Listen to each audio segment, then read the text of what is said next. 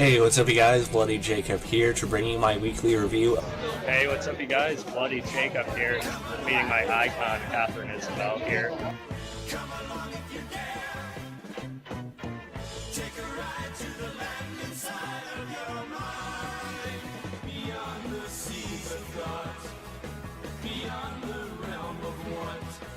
Across the streams of hopes and dreams where things are really not. Come along if you can. Come along if you dare. Have a good one. Cheers, guys. Side of your mind, but please realize you'll probably be surprised.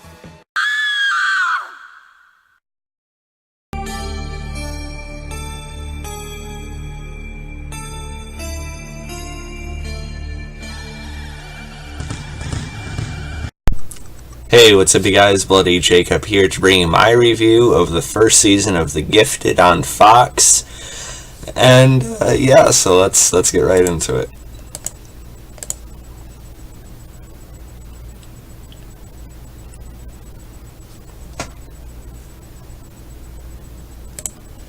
So yeah, The Gifted is a show I actually did a review on for the first episode when it first premiered. And I liked it, but for some reason I didn't keep reviewing it each week, and then I fell behind. But over the past month or two, I've been catching up, checking it out again, and I gotta say, The Gifted, I think, is definitely one of the best comic book shows out there right now. I mean, it's hard to compare to things like Daredevil on Netflix and The Punisher, although I do think it's infinitely better than Luke Cage and Iron Fist.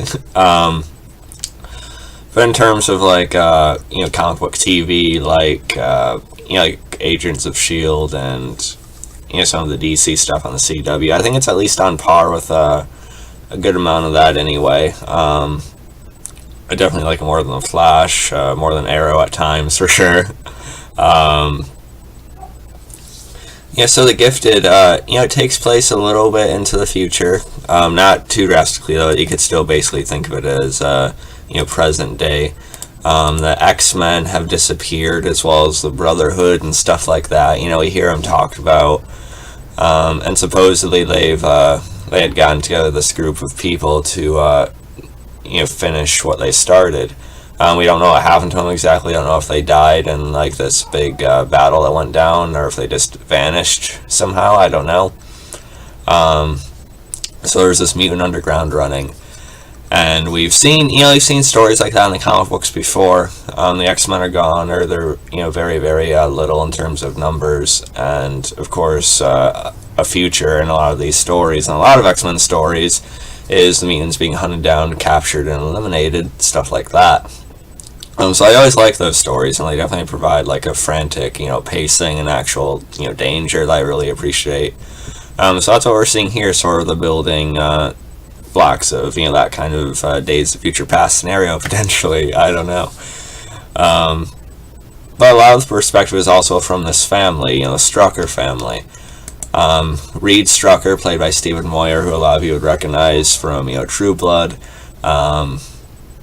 He's this district attorney, so he's used to dealing with cases to do with mutants and stuff like that. Then you have Amy Acker as his wife, Caitlin Strucker. She's just kind of like she's a nurse. She mainly looks after her children, though. It was good to see Amy Acker on this. I admit I haven't seen her in a lot, but I remember she's in one of the very first episodes of Supernatural, and I always really liked her, so it's actually good to see her as a lead. I have some frustrations with her character a little bit further into the season, but acting-wise, she's pretty good. Let's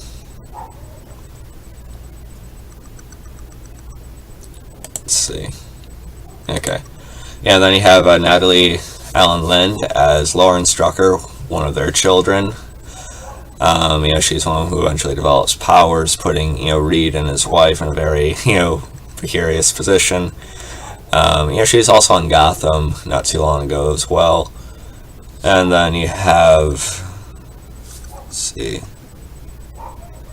I can't find the younger kid's name. The boy. Sorry about that, but he's fine as well for the role he has. But yeah, so eventually they cross paths with the mutant underground, and they're led by Lorna, or Eclipse, excuse me, Polaris, played by Emma Dumont. And I have a lot to say about her character. I kind of just jammed a little picture of her into the thumbnail too. We'll talk more about her in a minute. Then you also have Teale as Eclipse. He's actually, let's see. I just want to make sure I'm getting some of these details right.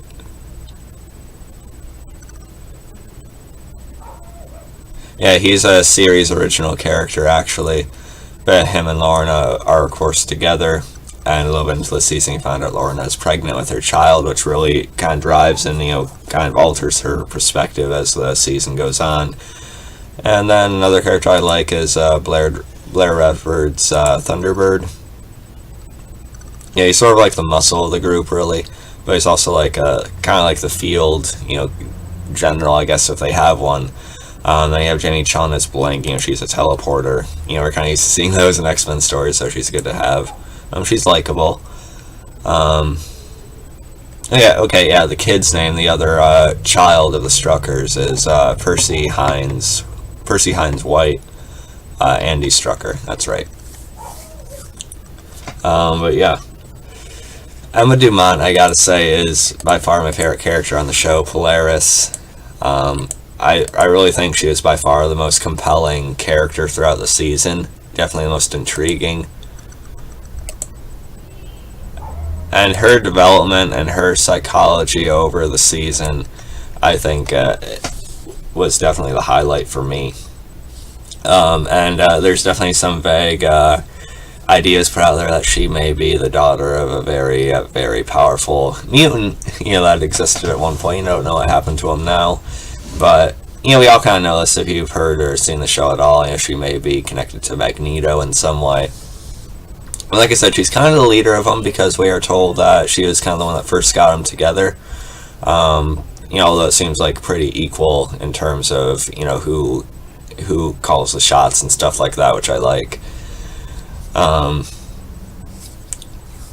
At first she's locked up. She's captured because she snaps and sort of rages out when her and the group are attacked one night. So I like the episodes where she was actually alone in the prison. I think that's actually pretty good. And she actually, even though her powers were still really developing, she manages to break through one of the collars and actually, slam one of the inmates pretty decisively. So I like that.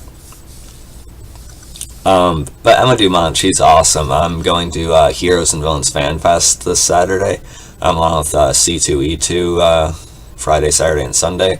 And she's going to be at Heroes and Villains Fan Fest. I'm very, very excited to meet her. I got a professional photo op lined up and everything.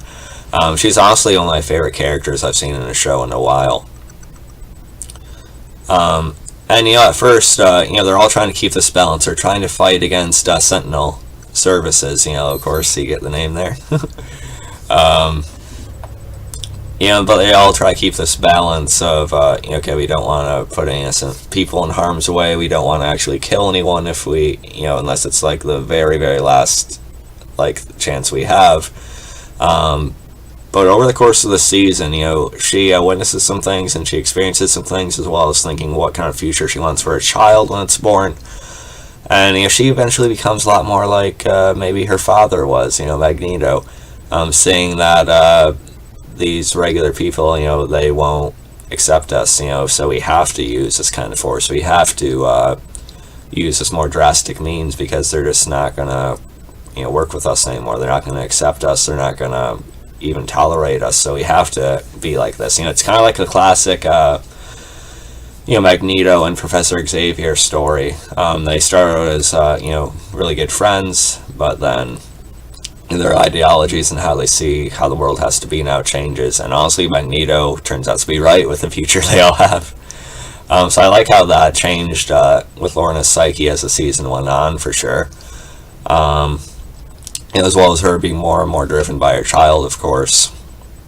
And then another character I actually liked quite a bit is Coby Bell's Jace Turner. He's one of the main Sentinel Services agents. This series is created by Matt Nix, by the way, who also created Burn Notice, which is a show I enjoyed. Different in a different way, of course, but he had been an X-Men fan his whole life, so he's the showrunner and main writer for this. But Coby Bell is on Burn Notice for a while. And here I like him. He's one of our really conflicted characters.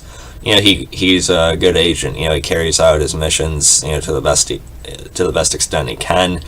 But you can tell he's not exactly, enjoying everything that he's doing or the way that it's being done.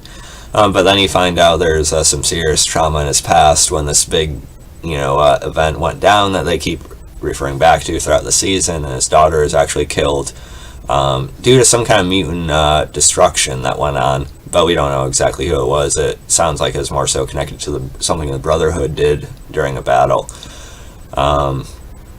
So you really get his perspective on it too, and you get some scenes where they end up capturing him, and you get a moment where he's a little more real with them. So I liked that episode. And Stephen Moyer, like I said, he's the father. He does a pretty good job. Of course, his perspective changes, and of course they find out Andy and I'm forgetting everyone's names. Andy and Lauren have powers, and then you find out that his family, the Von Struckers, are a pretty well-known X-Men story-related family, some of the worst. So I like that tie-in as well. And it turns out his father had, regulated some mutant abilities that could have came out in him, and that's why he was so estranged from him as a child throughout the years and everything. Spoilers in this review. I probably should have warned you. Maybe I'll put spoilers in the title. And then you have Garrett Dillahunt, playing this professor, who's pretty much the main one trying to experiment on these people. Probably the one you'd really want to watch out for in an X-Men future. One of the catalysts for that, most likely. He's going to be on Fear the Walking Dead coming up. He was also on Burn Notice, ironically. Excuse me. But yeah, he starts experimenting on the mutants they capture, and that's one of the things that Jace is sort of, divided on. He starts basically turning them so they can use them as weapons, basically. And he, at first he seems kind of like a one-note evil scientist kind of guy, and he kind of is during most of the season, but you do get a flashback with him at one point. At least showing that he cared about someone in the past. But he's pretty good, I think he makes for a creepy-looking dude at the very least. Like I said, spoilers in the video, there's a big moment at the end of the season. And I compared the story to like Professor Xavier and Magneto. Of course, Lorna being Magneto and Professor Xavier being, Marcos, Eclipse. They're gonna have to, both have some sort of life with their child, but they're very, very different now. And he's flying off, the professor's flying off in a plane, and Lorna, basically, her powers have really grown. And she has the choice to basically destroy the plane and kill this guy, or, hold on to this person that she used to be, or who Marcos still wants her to be. And, she does it. She destroys the plane, which I thought was really a really cool shot. Pretty decent CGI for a show. I know I don't have the biggest budget, but, it doesn't look awful. But yeah, I could talk about all these different plot points throughout the season. There are some things that aren't quite as interesting as others. There's like midway through the season, it's not quite as, it's not paced quite as well. But overall, I thought it still went along, like in general, pretty well. From start to finish. Mine's just a little bit in the middle, but it didn't really make much of a difference to me. And there's a little bit of a love triangle that develops between Thunderbird and, let's see. Okay, I kind of just lost the, and Blank, and I don't have the actress's name here because she is more of a supporting character. There's a little love triangle that develops I don't really care for particularly. And I said I have an issue with Amy Acker's character. Pretty good actress, but she ends up being sort of like a teacher to some of the kids at the underground facility, which is good. But Lorna, meanwhile, she's trying to train them, to get ready to fight because they're going to have to. And she says, no, I will not let my kids or these kids, be exposed to that. She's just in denial about what future they're facing here. But, they had to have someone with that perspective on the show, I guess. And you also discover that Andy and Lauren, they have this great power when they put their hands together, like the Von Struckers. And I thought that was actually developed pretty well, too. I'm wondering if they're going to have Reed have his powers that were regulated as a kid come out at some point during the show. I kind of think so.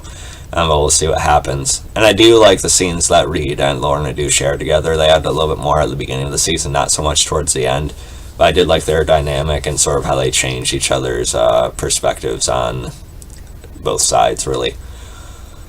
But yeah, I could keep talking about The Gifted for a while, but I really like it. I'm giving it probably a B+ overall for the first season. And I like Lorna so much on Polaris. You could say she becomes the villain at the end of the season, walking off with I forget the girl's name, but she can create just multiple versions of herself. She's a little bit more dressed up. You could say Lorna's a villain, but I agree with one of the Emma Dumont videos I listened to. She was on a podcast, and she said she's not a villain. It's not that simple. Like I said, it's really just like a Magneto and Professor X thing. And I actually kind of agree with her stance on what they have to do. But I still think when it comes down to it, I hope it doesn't become like a generic, they have to stop Lorna and that's how the show ends. I hope it continues to show like the kind of like the blurred lines, really. And I still think she'll stick up for Marcos if she has to, like if the multiple girl person, whatever, tries to kill him or something. I still think there's maybe something that might pull her back, but we'll see. But either way, I'm really invested in her character, and I like her a lot, and I like the show a lot. So yeah, let me know what you guys thought about it. You can follow me on Facebook, Twitter, subscribe. Oh yeah, and Instagram too. And I'll catch you guys next time. Peace.